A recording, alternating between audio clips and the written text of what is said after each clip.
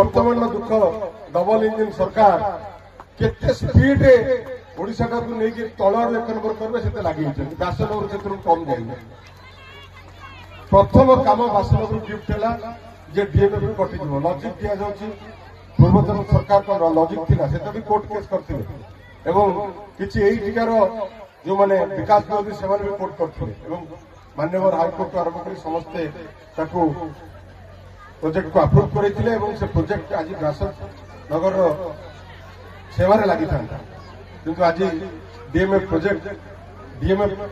पैसा बैठे पड़े कहते ओमबारसी प्रोजेक्ट पैसा अच्छे मोर सिंपल कथा हूँ जे आमर ये माँ मैंने बसती माँ मैंने 70 लक्ष रु 75 लक्ष महिला को आणिकी ओडिशार नेतृत्व को दिया करते चूल्हा बाहर करी से नेतृत्व नौते आज अवस्था आपको कहवा दरकार नहीं से जानते से बेटर जानते आज आसवर अभिप्राय भी से प्रूफ कर